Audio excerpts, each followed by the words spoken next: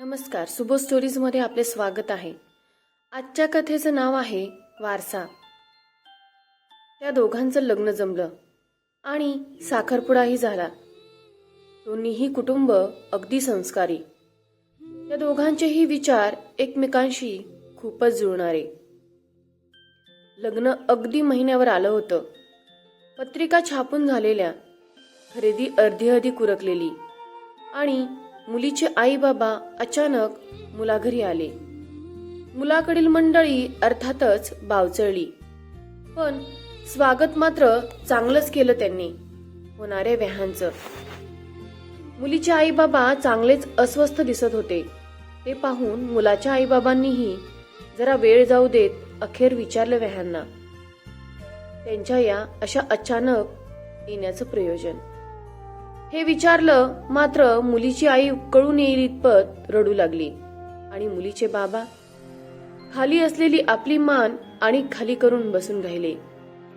तेवढ्यातच स्वतः मुलगीही येऊन पोहोचली तिकडे. तिला बघून तर मुलाचेच काय, पण तिचे स्वतःचेही आई बाबा चक्रावले, कारण हे त्यांच्या योजनेत नव्हतंच.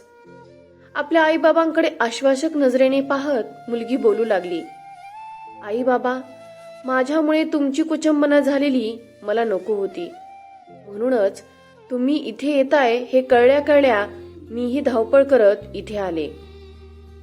त्यानंतर आपल्या होणाऱ्या सासू सासऱ्यांकडे बघत ती बोलली, मला खरंच माहिती नव्हतं ह्याबद्दल, कारण आपल्याला आपली स्वतःची पाठ दिसू शकत नाही ना, त्यामुळेच नाही दिसला मला.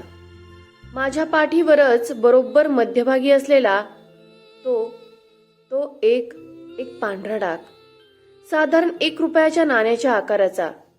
परवा घरच्या केळवण्यासाठी मला साडी नेसायला मदत करताना माझ्या आईला दिसला तो.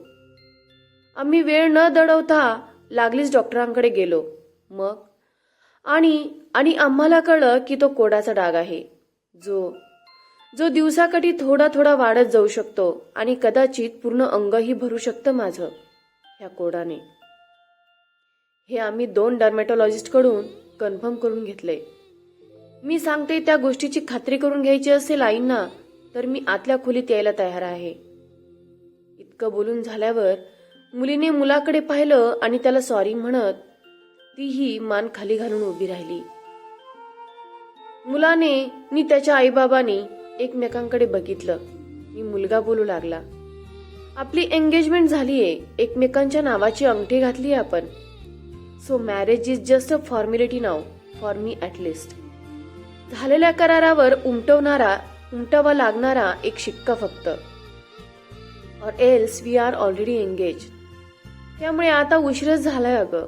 आता तुझ्या पाठीवरच नाही तर दर्शनी भागावर जरी कुठे डाग असता तरी माझा तुला नकार देण्याचा प्रश्नच येत नाही. आणि तो डाग वाढत जाऊन तुझं अख्खं अंग पांढरं होईल पुढे कधीतरी, ह्या भीतीने मी आत्तापासूनच माझं मन काळवंडून घेणं मला पटत नाही. तेव्हा ही गोष्ट कळल्यामुळे मला खरंच कणभरानेही फरक पडलेला नाहीये. एखाद्याला मनापासून एकदा स्वीकारल्यावर त्याच्या शरीरात उद्भवलेल्या कुठल्याशा दोषामुळे त्याला नाकारणं मला अत्यंत चुकीचं वाटतं. आणि तेही पूर्णपणे कल्पना असताना की मुळात दोष हा कुठलाही संसर्गजन्य रोग नाही, की तो 100% म्हणावा तसा जेनेटिकही नाहीये, म्हणजे पुढच्या पिढीत तो हमखास उतरतोच असा ठोस दावा अजिबात करू शकत नाही कोणीही. बाकी मग चांगल्या वाईट नशिबाचा भाग तर सगळ्यांच्याच बाबतीत असतो. त्यामुळे तू आणि तुझे आई बाबा तुम्ही सगळेच प्लीज लक्षात घ्या की मी तरी इथवर येऊन माघार अजिबातच घेणार नाहीये आणि माझ्या आई बाबा ह्या माझ्या निर्णयात पाठीशीच उभे राहतील माझ्या, ह्याची मला ठाम खात्री आहे. हमसून रडत होती मुलीची आई आता, आणि मुलीचे बाबा चष्म्याआडच्या आपल्या डोळ्यांच्या कडा पुसत होते. मुलगी एकटीच उभी होती, अजूनही खाली बघत पायाच्या अंगठ्याकडे. मुलगा तिच्या आईबाबांपाशी जाऊन बसला आणि मुलीला आपल्याजवळ बसायला बोलावलं त्याच्या आईबाबांनी. मुलीच्या खांद्यावर थोपटून मुलाची आई म्हणाली, तुला सांगू का, माझ्या आईला पूर्णपणे कोड होतं आणि मला स्वतःला काहीही नसूनही फक्त ह्या कारणास्तव जेव्हा माझं लग्न ठरेना तेव्हा आईबाबांनी आणि घरच्या इतर मोठ्यांनीही निर्णय घेतला की आईने आता पुढेच यायचं नाही, लपून राहायचं. पण मी मात्र ठाम नकार दिला त्या गोष्टीला. एकतर ती फसवणूक ठरली असती कोणाबरोबर तरी केलेली, आणि दुसरं म्हणजे ज्या आईने मला इतक्या मायेने वाढवलं तिला स्वतःच्या स्वार्थासाठी असा दुजाभाव देणं मला मंजूर होणं शक्यच नव्हतं. त्यामुळे मी कोणाचंही ऐकलं नाही, अडून राहिले माझ्या निर्णयावर. ठरवलं होतं की कोणीतरी नक्की असेल नशिबात माझ्या जो अशा भाकड समजुतींना थारा देणारा नसेल, आणि नसेलच कोणी असा तर आजन्म अविवाहित राहायलाही तयार होते मी. एवढ्यात ह्यांचं स्थळ आलं मला. काडीचाही फरक पडला नव्हता ह्यांना माझ्या आईच्या पूर्ण अंगावर कोड असण्याचा. अगदी सुखाने चाललाय 30 वर्षांपासून संसार आमचा. पण ह्या एका गोष्टीमुळे आदर मात्र प्रचंडच वाढत आलाय मला यांचा अगदी कायमच. आणि आता अभिमान वाटत राहील कायम. वडिलांच्या पावलावर पाऊल ठेवत योग्य निर्णय घेणाऱ्या, त्यांचा वारसा खऱ्या अर्थी चालवणाऱ्या आमच्या लेकाचा. मुलीने जागेवरून उठत भरल्या डोळ्यांनीच होणाऱ्या सासूबाईंना आणि सासरीबुवांना वाकून नमस्कार केला.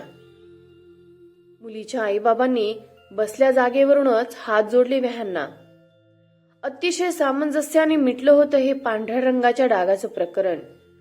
अगदी कुठल्याशा भळभळणाऱ्या जखमेला थंडगार मलम लावून पांढरी पट्टे केल्यासारखं. अंगावर नेसलेलं पांढरं आपण पवित्र समजतो, पण अंगावर उठलेलं. मित्रांनो, कथा आवडली असल्यास लाईक आणि शेअर करा. अशाच नवनवीन कथा ऐकण्यासाठी आपल्या सुबोध स्टोरीज या यूट्यूब चॅनलला नक्की सबस्क्राईब करा. बेल आयकॉनवर क्लिक करून ऑलवर सेट करा, म्हणजे पुढच्या व्हिडिओचे नोटिफिकेशन तुम्हाला लगेच मिळेल. भेटूया पुन्हा एकदा अशाच एका नवीन कथेसोबत. धन्यवाद.